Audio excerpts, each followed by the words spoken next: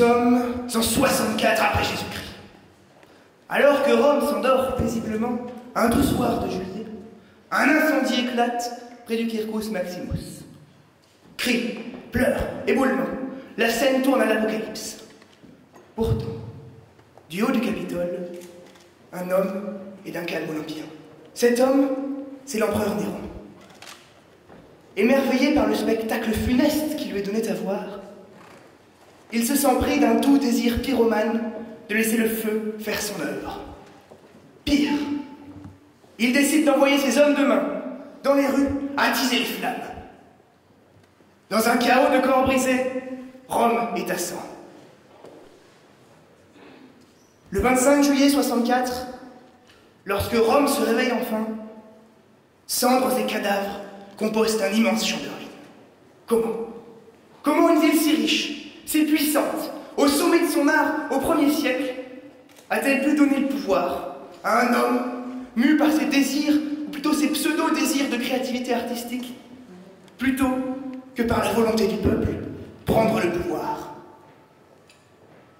Ce fragment d'histoire résonne parfaitement dans la bouche de Clémenceau. On ne peut jamais savoir ce qu'il peut advenir d'un homme qui possède à la fois une certaine conception de ses intérêts et un fusil. Le fusil, c'est bien sûr le pouvoir sur autrui. Et si celui à qui on confie le pouvoir est plus mu par ses intérêts que par l'intérêt général, très vite, des milliers de citoyens peuvent en subir les conséquences. Alors, c'était comment? Ça vous a plu? Vivant, non, comme anecdote? Madame Parly, non?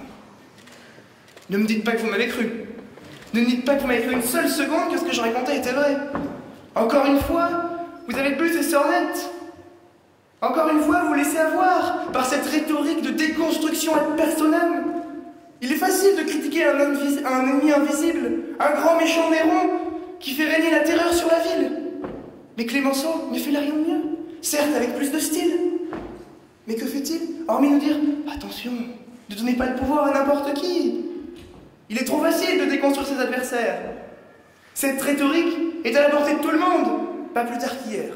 Alors que je rentrais paisiblement chez moi, voilà qu'un retraité aigri aux allures de prophète m'aborde pour me dire « Oh, vieux fou, pourquoi avez-vous donné le pouvoir à cet imbécile? Qu'est-ce que vous faites? Des clientélistes, j'en ai vu passer, mais celui-là c'est le pire. On en est où ?» Enfin, messieurs, dames, ne nous laissons plus avoir. Arrêtons de subir ces mises en garde permanentes qui nous empêchent de créer. Mes amis, lancez-vous, innovez, disruptez, créez, inventez, découvrez. Il y a une majorité d'étudiants dans cette salle. Et je suis sûr que chacun d'entre vous a déjà expérimenté cette pénible sensation lorsque on propose à un professeur une alternative innovante pour résoudre un exercice, par exemple, et que l'on nous répond « Oh là, mais dans quoi te lances-tu? Non, non, non, ce n'est pas la bonne solution, ne te lance pas là-dedans, tu vas perdre du temps. On ne sait pas ce qui peut advenir si tu commences à faire ces hypothèses. Arrêtons, lançons-nous, arrêtons de nous laisser dicter notre vie par ces gens qui veulent rester dans la norme. Sortons de ce mode de fonctionnement. Finalement, ceux qui ont une certaine conception de leurs intérêts sont ceux qui refusent de sortir des schémas classiques, sont ceux qui ne voient pas le bon dans le projet de chacun, qui ne savent pas tirer le meilleur de chaque personnalité. Et l'histoire nous le rappelle bien. Si au XVIIIe siècle, les Lumières, contre l'asie générale, contre la teneur philosophique de l'époque, n'avaient pas jeté les prémices de la Révolution, qui l'aurait fait à leur place? Si au XIXe siècle, Stephenson, allant à l'encontre des principes de la mécanique, n'avait pas été le seul à croire qu'une machine à vapeur pouvait tirer une masse de fer aussi importante qu'une locomotive, qui aurait inventé le train? Si au XXe siècle, Einstein, contre le dogme de la mécanique classique, n'avait pas pondu cette magnifique théorie qu'est la relativité générale, comment pourrions-nous vivre aujourd'hui dans un monde si connecté? Mes amis, vous l'avez compris, ne subissez pas la loi de la norme, lancez-vous, n'écoutez pas les sempiternelles mises en garde des gens qui veulent vous empêcher d'innover. Finalement, je vais vous dire de désobéir, car comme Victor Hugo l'a dit, au fond, Dieu veut que l'homme désobéisse, car désobéir, c'est chercher.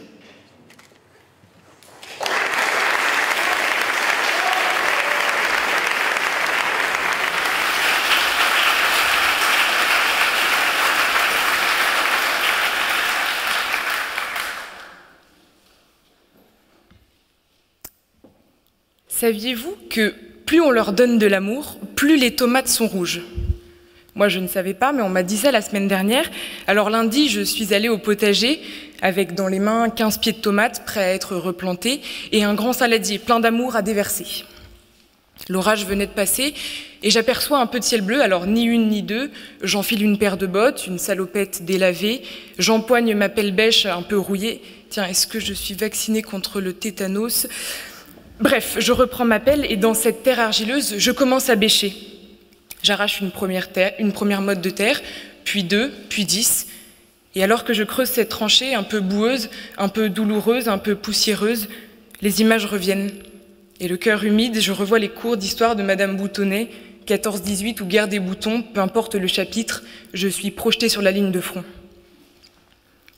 Je peine à tenir debout et les auteurs se bousculent. Un parfum de sueur vient me chatouiller le nez et puis l'odeur du sang, la poudre, l'humidité et l'amitié.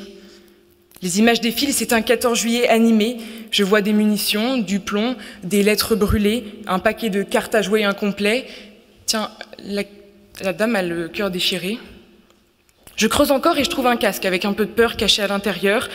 Je vois un sac de toile, des barbelés et ce qu'il reste des barbelés de des poilus.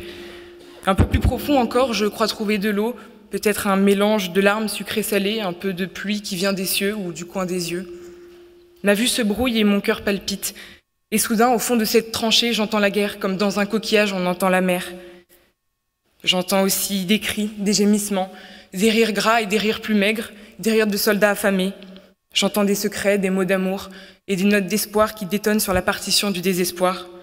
J'entends les canons, j'entends l'ennemi, mais surtout j'entends la vie.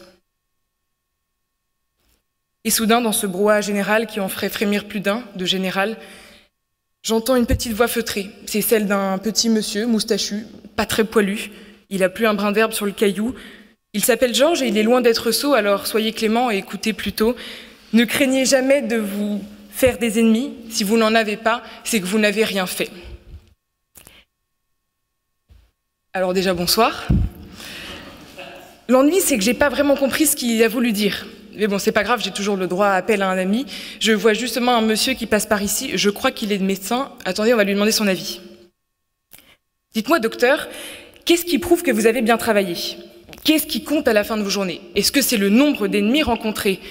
Ça tomberait bien, puisque les médecins, des ennemis, il en a plein. Il en combat toute la journée. Des je meurs par-ci, des tu meurs par-là.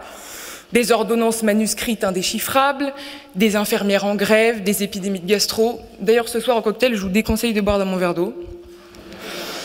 Alors oui, le médecin a bien plus d'ennemis que Bertrand Périeux n'a de chevet sur sa calvitie.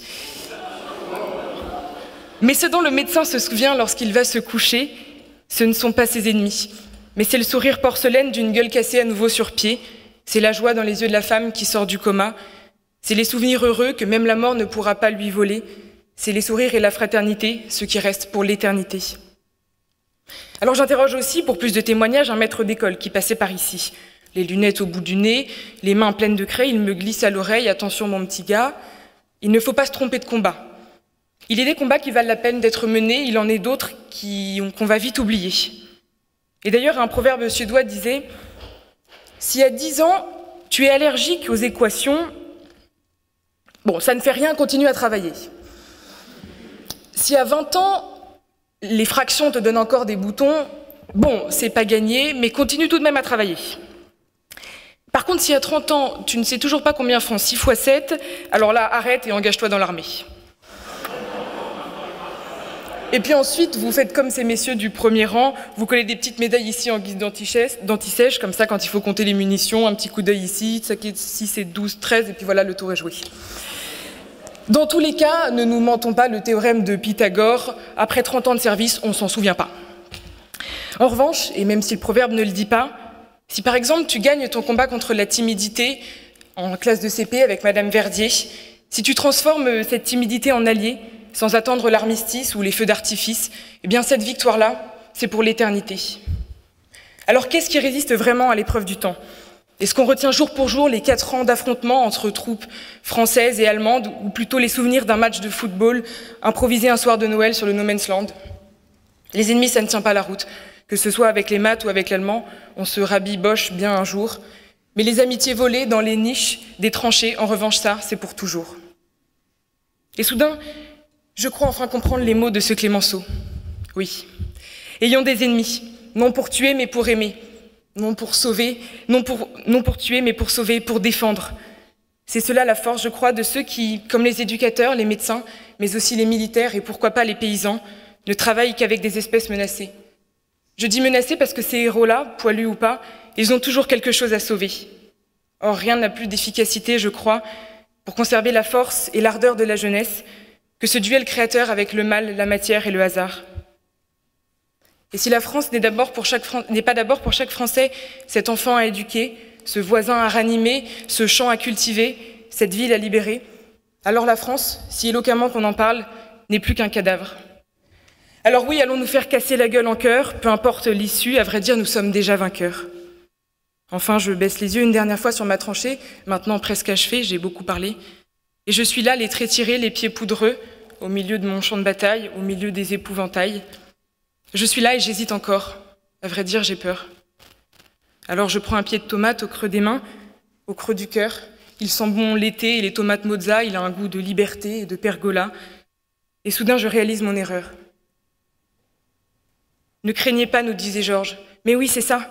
Moi, simple civil, sans médaille ni fait d'armes. Je tremblais à l'idée de me tenir devant vous ce soir. Je tremblais de devoir déclarer la guerre à mes 6 adversaires. Je tremblais, oui, mais c'est fini. Ce soir, chers amis, et quoi qu'en pense Clémenceau depuis là-haut, je ne vous prends pas en ennemi. J'étouffe ma peur, j'agis.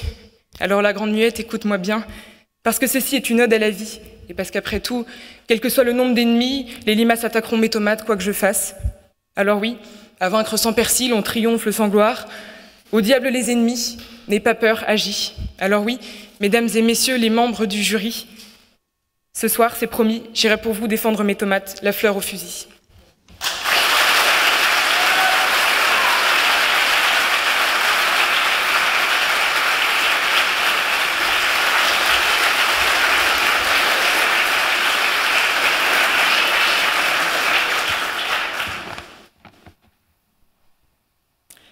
Ne vous y méprenez pas.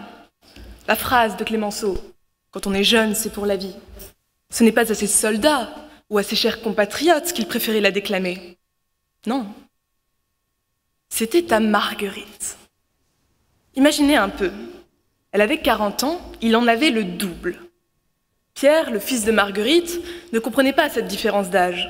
Alors, le jour où Clémenceau tomba, le 24 novembre 1929, il se décida à aller convaincre sa mère. Pourquoi avez-vous choisi d'aimer cet homme? Pour la sagesse? Pour le pouvoir? Pour le tombeur des ministères? Pour le calot? Pour le culot? Mais enfin, maman, même s'il possédait tout cela, il restait un vieillard. Alors sa mère souria, s'approcha de son enfant et dit: tu n'y es pas. Quand on est jeune, c'est pour la vie. La phrase fut d'une telle force dans l'esprit du garçon qu'il se décida à en faire la maxime de sa vie. Et de cette vie, voici le récit poétique.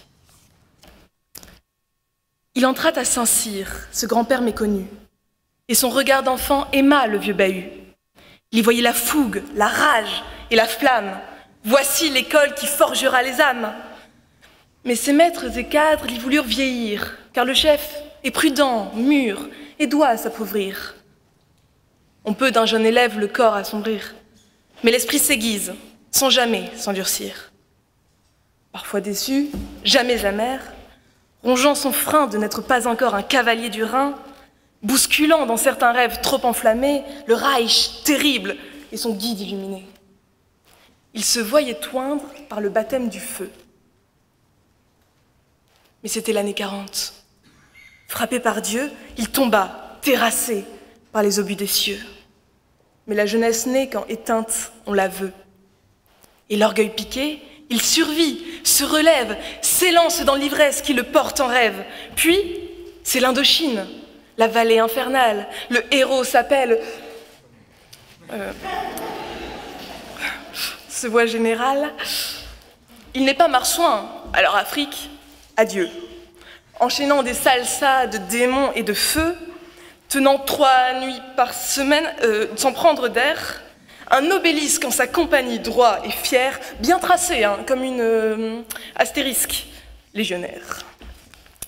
Pour la France et l'amour de son fils, sa bataille, il part en Algérie, loin de sa grisaille, il se bat, se dépasse. Et là, c'est le drame. Comprend qu'il ne sera pas le capitaine Flamme. Car voici le putsch où son ardeur le conduit. Il fait face à la justice et jamais ne fuit. Jugé à Marseille, on lui passe un savon. C'est la même lessive à Saint-Marc en prison. Mais un sourd reproche en son cœur l'accable, muet. Il accuse de sa jeunesse les excès et souhaite vieillir, s'abandonner au temps, puis renoncer aux petits émerveillements. Il ne comprenait plus les choses ni les gens. C'était l'époque du président Mitterrand. Avant de s'éteindre, il voulut revenir vers le passé, revoir les portes de Saint-Cyr. Et là, découvre le désastre, stupéfait. Dans les rangs glorieux de nos élèves officiers, rangs qui ont vu Foucault et De Gaulle passer, 2 filles osant le shako, portant l'épée. Il contempla l'outrage, les dévisagea. À ce tribunal, sa jeunesse, il convoqua. Mais loin de servir à ses regrets d'avocat, elle le fit tressaillir, et plus, le secoua. Ce vieux soldat chenu, et qui se croyait mort, d'un long frisson fut parcouru de tout son corps. Il avait 20 ans, sourit dans une larme. Découvrant ce secret blotti dans son âme, il murmura: la jeunesse est une femme.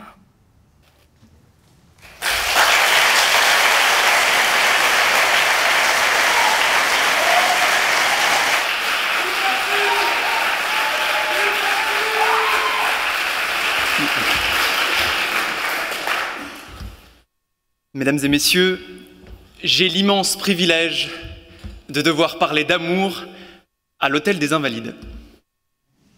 Et si quelqu'un venait me dire que c'est incompatible, qu'on ne peut pas réciter du Lamartine au musée de l'Armée, je lui dirais non pas que c'est un imbécile, mais que, à mon sens, c'est quelqu'un de cérébralement contrarié. Non, le lieu se prête bien mieux qu'ailleurs pour parler d'amour. Je vais développer mon avis à ce sujet en m'appuyant sur cette phrase de Clémenceau: le meilleur moment dans l'amour, c'est quand on monte les escaliers. Je tâcherai d'éviter au mieux les basses considérations sexuelles, qui, dans une civilisation aussi développée que la nôtre, n'intéressent plus personne, pour réfléchir au sens de l'amour, à sa pratique. Vous voyez, je flirte déjà avec le dérapage. Quel est le meilleur moment dans l'amour ? Un amour heureux est un amour sans histoire, disait Sacha Guitry, qui s'est longuement penché sur la question. Il s'est marié 5 fois. Comment survivre à l'absence du jeu de séduction après y avoir goûté, après avoir fait l'expérience de la montée de l'escalier? Une fois en couple, la délicieuse anxiété de l'attente de l'être aimé laisse place au combat de la télécommande, aux négligences physiques, parfois même à la mauvaise haleine. Une fois en couple, le rêve se fane et laisse place à la platitude du bonheur présent. Je ne suis pas de cet avis. Je ne crois pas que le meilleur moment dans l'amour soit la montée des escaliers, mais je crois qu'il n'y a d'amour que quand on monte les escaliers. S'arrêter à un étage, c'est mourir. C'est la fin de l'amour, car c'est la fin de l'effort. N'est-ce pas délicieux une relation compliquée? N'est-ce pas le summum de l'exaltation que l'amour impossible? Irions-nous au théâtre si Roméo et Juliette avaient obtenu aisément le consentement familial? Ce que l'on aime C'est l'effort, c'est la relation compliquée, pleine de surprises, de crises et de réconciliations. D'ailleurs, ce qui me gêne avec cette image de l'escalier, c'est la régularité des marches, la constance des événements. Alors que l'amour précieux, c'est un escalier plein d'aspérité, de lattes qui s'affaissent. Je troquerais la galerie des glaces pour un escalier de grenier. C'est pourquoi je crois que l'amour a nécessairement une composante d'effort. S'il n'y a pas d'effort, il ne peut pas y avoir d'amour possible. L'amour ne consiste-t-il pas précisément à l'ascension d'un interminable escalier, de gravir les marches aux côtés de son âme sœur, jusqu'à ce que la mort ne vienne mettre un terme à cette inexorable ascension, avant de se retrouver dans les nuages? Après cette petite parenthèse attendrissante, je sens bien que vous êtes attendris. Permettez-moi de préciser une chose quant à ce que j'entends par amour. L'amour ne relève pas seulement du romantisme, du charnel, ni même d'une vision chrétienne de l'amour, l'amour du prochain. Il y a toutes sortes d'amour. L'amour du pouvoir, l'amour de l'argent, de la drogue, ou même l'amour des endives braisées, je ne sais pas lequel est le pire. Mais plus généralement, je crois que l'amour est le vecteur de notre action. Toute action provient au départ d'un geste amoureux, ce qui étend notre réflexion bien au-delà des amourettes. Le meilleur moment dans la vie, c'est quand on monte les escaliers. C'est la raison pour laquelle nous sommes si fascinés par les histoires. Il n'y a que l'effort qui nous intéresse, que la crainte du précipice. Nous avons tous l'ardent désir de monter, de s'élever toujours, malgré ce vertige croissant.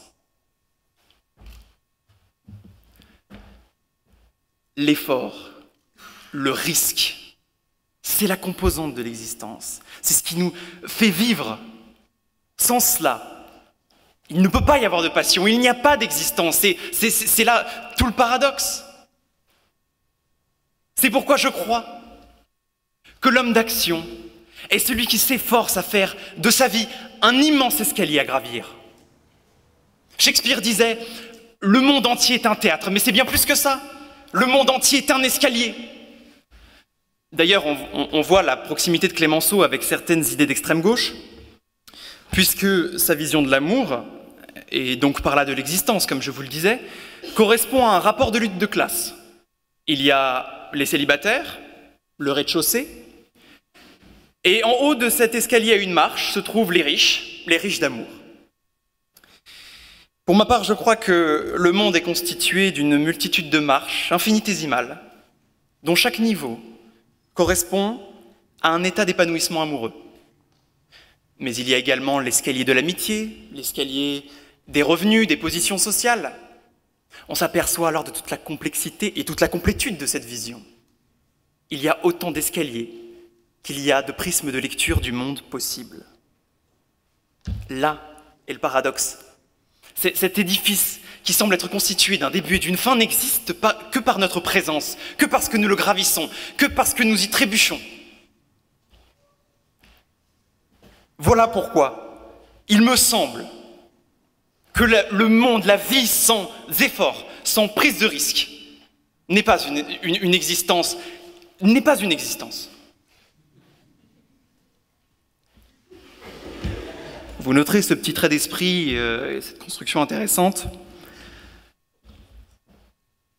Sous des apparences de légèreté, de grivoiserie, Clémenceau nous offre une phrase d'une complexité sans limite. Voyez comme s'enchevêtrent des notions qui nous semblent pourtant si contradictoires.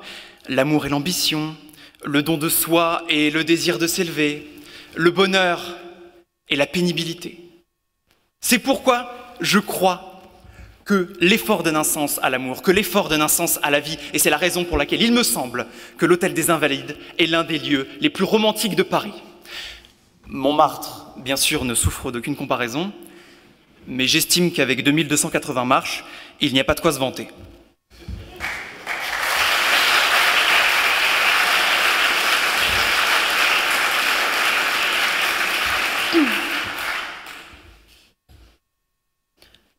Je n'ai que faire de ce que vous allez penser. Non mieux, je n'ai que faire de ce que vous pensez. À d'autres moments, cela m'aurait blessé, il est vrai. Mais bon, vous savez, des gens à la langue de vipère, il en faudra toujours sur terre. Je suis comme je suis, que voulez-vous de plus? Que voulez-vous de moi? Aurait dit Prévert. Je ne suis pas né pour vous plaire, non, je ne suis pas né pour me taire, alors je vous le dis haut et fort, c'est vous qui avez tort. Alors oui, je l'entends, j'ai du caractère. Oui, j'y consens, j'ai mauvais caractère. Mais mauvais pour qui? Oui, dites-moi, mauvais selon quels critères? Je dérange, voilà tout. Je dérange, tel un fou, je vous dérange dans votre trou. Clémenceau, contre l'échafaud, avait déjà brandi ce drapeau. Approchez, approchez. Pour se faire respecter, il faut exiger et donc déranger.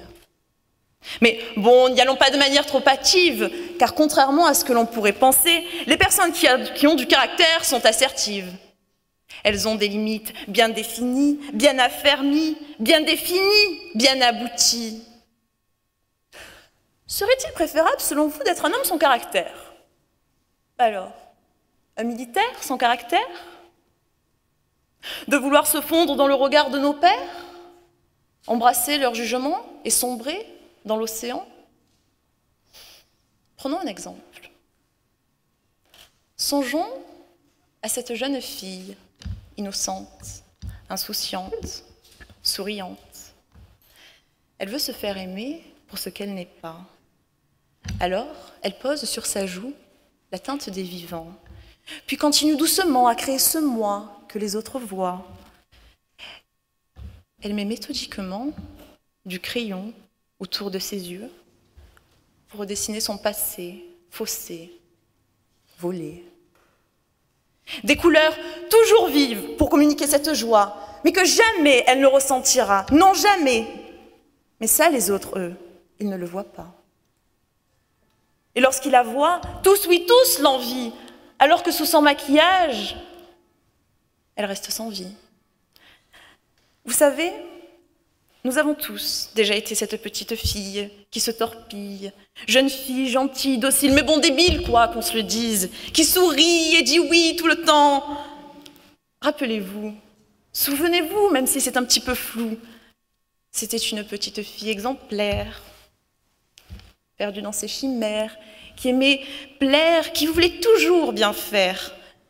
Un être fantasque, mais un être qui portait un masque. J'ai été cette petite fille. Vous l'avez certainement été. Bon, je vais certainement remettre en coup de doute votre virilité. Mais moi, que l'on avait habillé pour un autre destin, je sais désormais mon destin certain. Vous savez, à trop vouloir copier ou imiter, on en perd notre originalité. Jeune fille qui ne voulait pas déplaire et pourtant devenue militaire. Mais quelle idiotie! En disant la terre entière, je n'ai que faire de vous déplaire. Ah, mais quel caractère, celle-là, mais quelle horreur, quelle laideur. Oh, merci, cela me va vraiment droit au cœur. Je vais vous avouer un petit secret. Un changement s'est opéré sans transition, un changement que j'ai vécu comme une résurrection et je vis désormais par pure provocation. J'ai osé, car imiter et l'imitation est meurtrière. Oser, c'est accepter de changer, de se mettre en danger. Parce que la convention est une barrière. N'oublions pas que c'est la rose et reine des fleurs, c'est aussi parce qu'elle n'a pas peur de montrer ses racines, de fourbir ses épines. Alors, acceptez-la piquante, agaçante, dérangeante, c'est ce qui la rendra désarmante. Mais je vois dans votre regard hagard que le si rare, lui, ne peut brandir cet étendard. Ah ben oui, forcément. Aussi, bon, j'entends bien ce que vous allez me dire. Le mauvais caractère, voilà, c'est souvent une manière de faire passer des décisions arbitraires, autoritaires, qui n'ont absolument rien d'exemplaire. Mais De Gaulle, au contraire, s'en désole. Pour lui, la difficulté, attire l'homme de caractère, car c'est en l'étreignant qu'il se réalise lui-même. Alors, faisons de même. Seul le caractère permet de nous extraire. Seul le caractère permet de reprendre pied sur terre. Seul le caractère permet d'abattre nos adversaires. Plongez dans mon regard, il vous dira tout. Si le silence un jour s'installait entre nous. Mes yeux sont le reflet de mon âme, et lorsque ma bouche se tait, ce sont eux qui condamnent. Alors, du bleu, il passe au vert dans mes jours de colère, et contre ce vert-là, vous ne pouvez rien y faire. Non, absolument rien. Mon caractère n'est que le reflet de cette affaire. Mauvais, si vous voulez, mais bon, parfait, je dirais. Alors, écartez-vous de mon passage, sinon vous verrez à quel point je suis sauvage. Quand l'heure est grave, nul adage n'aide le chef dans son fief, et ce, quel que soit son âge. Quand l'heure est grave, seul le caractère nous désenclave, car lui seul nous libère de nos entraves. Merci.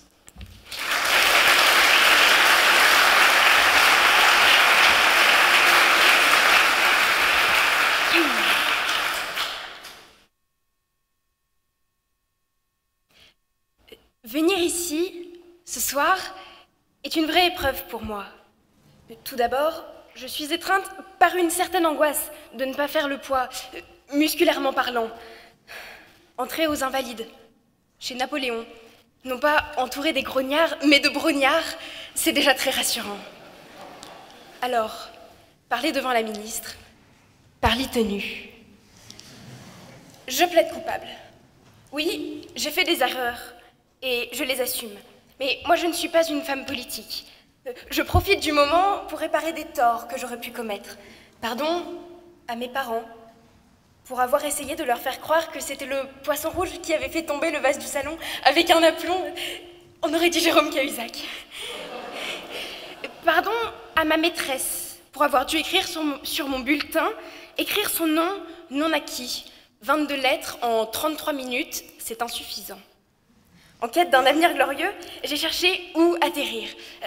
M'engager dans la marine, ça aurait fait un flop. Trop terre à terre pour le champ de bataille, trop peur d'être prise dans une rafale pour l'armée de l'air, je ne me sentais pas d'assaut.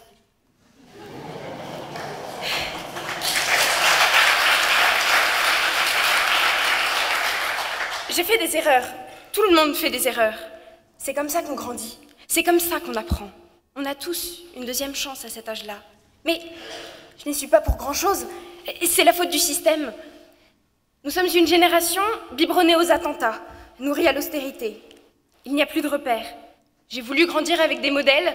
J'ai vu Mandela mourir. J'ai vu Simone Veil mourir. Et aujourd'hui, Johnny n'est plus là. En plus, la dénonciation est partout. Je vous invite d'ailleurs à réagir sur les réseaux sociaux avec le hashtag Balance ton voisin. Balance ton voisin dans le métro, quand il se colle à toi de bon matin. Zazie m'avait promis mieux. Un monde de poésie, où la fleur qui pousse sur le bord de la route n'est pas écrasée par le premier passant. Où les avions s'envolent vers des lendemains radieux. Ah, Air France. Cette entreprise où ce n'est pas la peine de s'envoyer en l'air pour tomber la chemise.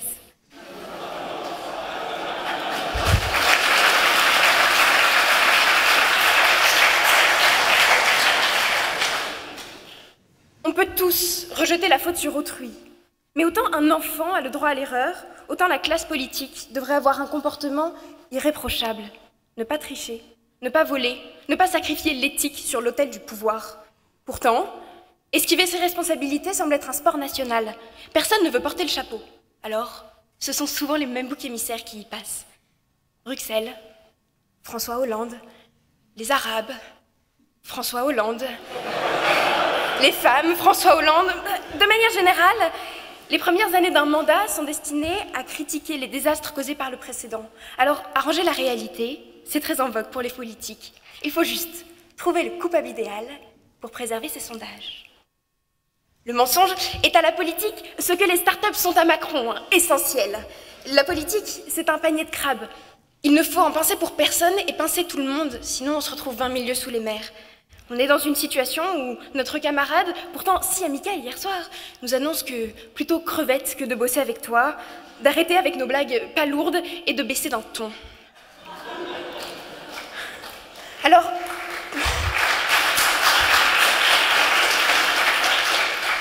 Alors qu'au contraire, il faudrait défendre ces idéaux.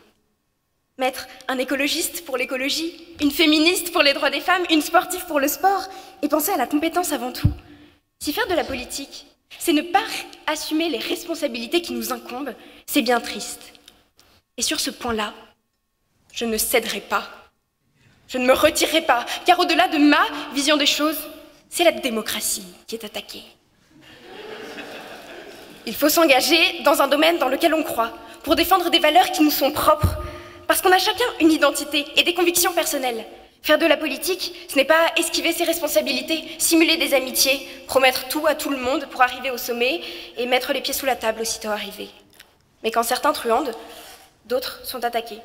Toujours avec la même arme, le bien fondé de leur présence.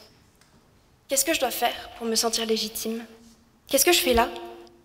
J'ai jamais été la première, même dans ma famille, je suis là que pour la carte famille nombreuse.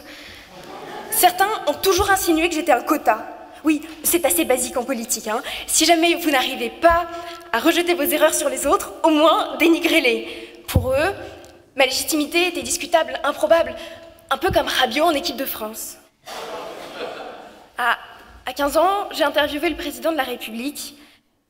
Réaction de mes camarades, c'était grâce à des faveurs que j'avais accordées qu'on m'avait accordé la faveur de cet entretien. Or, on a tous un message à faire passer, une parole à porter. C'est ça, faire de la politique. Le vrai engagement vient dans des temps plus rudes. Quand Malala s'est levée face aux talibans pour réclamer le droit d'étudier pour chacune d'entre nous, elle savait qu'elle risquait sa vie. Défendre une cause, corps et âme, pour atteindre un idéal, c'est la plus belle des formes d'engagement. Dans certains milieux, être une femme correspond à partir avec plusieurs longueurs de retard. Il faut affronter les clichés réducteurs. Il faut se battre 3 fois plus pour être reconnu. En politique, c'est loin d'être simple. Après avoir été restreinte au ministère de la Famille, au ministère de la Santé, au sous-secrétariat d'État, nous avons enfin accès à tous les postes. Enfin, presque. Et toujours pas les salaires. Mais ça n'évite toujours pas les remarques sexistes, les allusions sexuelles, les rumeurs diverses et variées. Ce n'est pas la peine d'attendre que nos droits soient menacés pour nous lever face à ce qui nous révolte. Pour toi, c'est qu'une femme meurt tous les 3 jours sous les coups de son compagnon. Pour moi, c'est qu'il n'y ait que 40% de femmes à l'Assemblée nationale qui cumulent 4% du temps de parole parce qu'il est attribué par des hommes. Alors, trouvez vos chevaux de bataille, ces sujets du quotidien qui vous inspirent. Et c'est peut-être par cette petite porte-là qu'un jour, vous rentrerez en politique.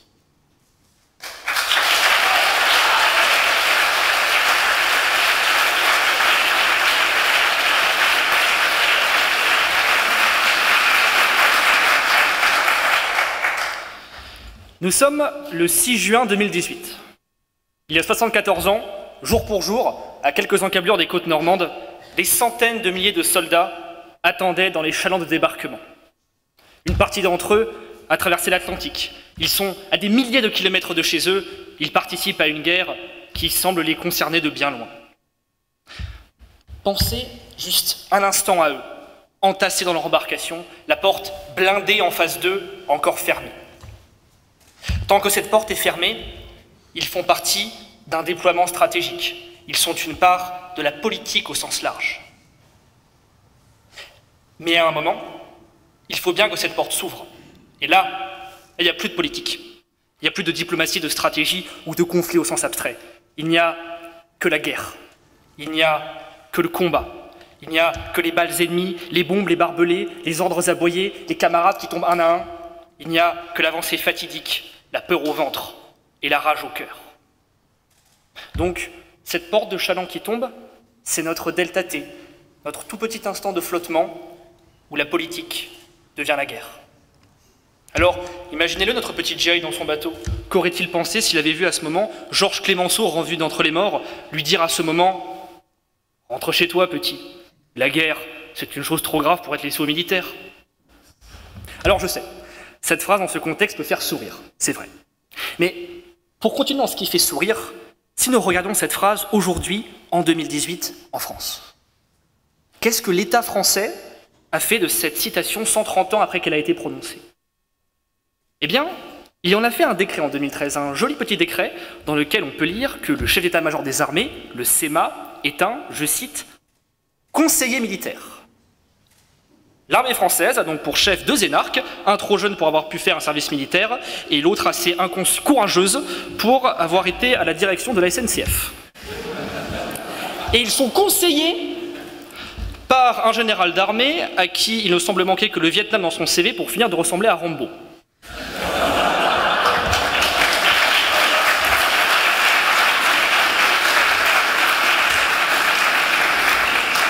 Donc, monsieur le conseiller militaire suprême, mesdames et messieurs les conseillers militaires subordonnés, je vous l'affirme, la guerre est une chose apparemment trop grave pour vous être confiée, puisque vous avez été relégués au rang de simples consultants.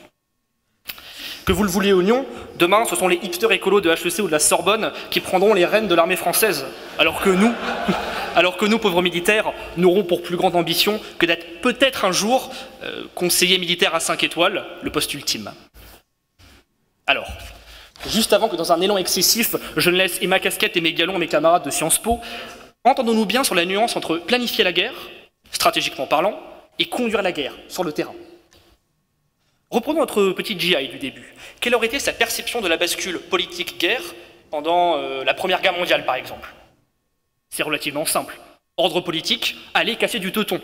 Exécution militaire, on met la baïonnette dans l'œil des chleux, on rampe dans les tranchées, on se cache dans la boue, on mange des rats morts, le paradis du Saint-Cyrien, il me semble. Et finalement, ça a toujours été pareil, dans tous les conflits, aussi simple qu'une porte de chaland qui tombe.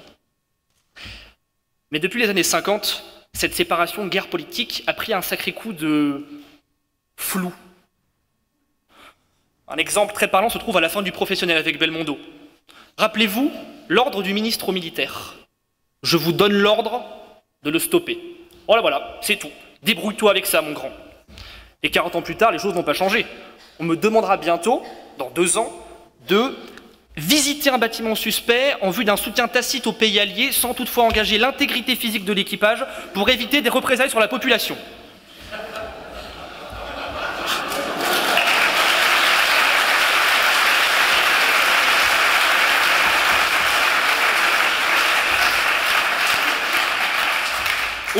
Autant d'ordres qui me feront me poser la question, mon fort intérieur, comme dans le professionnel, mais bordel de merde, qu'est-ce que je fais?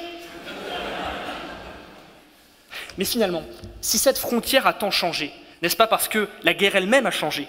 N'a-t-elle pas été révisée de fond en comble depuis les années 50? Sa grammaire n'a-t-elle pas été réécrite par les évolutions du monde, par la politique, par les médias? Tenez, intéressons-nous à ça. Les médias. Aujourd'hui, à un checkpoint, ce n'est presque plus possible de tirer une balle en l'air pour disperser la foule. N'importe qui peut filmer la scène, et 2 minutes après, sur YouTube, entre 2 tutos maquillage, vous tombez sur une vidéo intitulée « L'armée française tire sur la foule en Syrie ». Fin de la mission, repli des troupes, on rentre à la maison. Tout ça pour une pauvre balle tirée en l'air et un iPhone. Vous pensez vraiment qu'en 14-18, il y avait BFM TV dans les tranchées pour faire un reportage sur la vie des soldats? Que des caméras filmaient Charles Martel tabasser des sarrasins à Poitiers? Que l'amiral de Grasse, dans la belle de Chesapeake, prenait des selfies avec en toile de fond les navires anglais en train de couler? Et pourtant, aujourd'hui, tous les journaux ont un envoyé spécial dans les zones de crise. La moindre bévue d'un militaire peut se retrouver en ligne, et la ministre des Armées françaises peut tweeter la vidéo d'un tir de missile depuis une frégate à peine 2 heures après qu'il a eu lieu. L'incroyable évolution des médias et la complexification des relations internationales ont fait fusionner la guerre et la politique. Clausewitz disait en son temps que la guerre est la continuation de la politique par d'autres moyens. Nous pourrions aujourd'hui dire que la guerre est la politique, par tous les moyens. Finalement, il semblerait bien que ce qu'était une pique adressée à un général belliqueux soit devenu une évidence. À cause de l'hydre politique est devenue la guerre, la boutade de Clémenceau s'est changée en vérité générale. Ainsi donc, chers politiques, c'est avec un grand plaisir que nous, militaires, vous remettons l'entière responsabilité de déclencher les guerres. Pour notre part, nous nous efforcerons, modestement, de ramener la paix, autant de fois qu'il le faudra.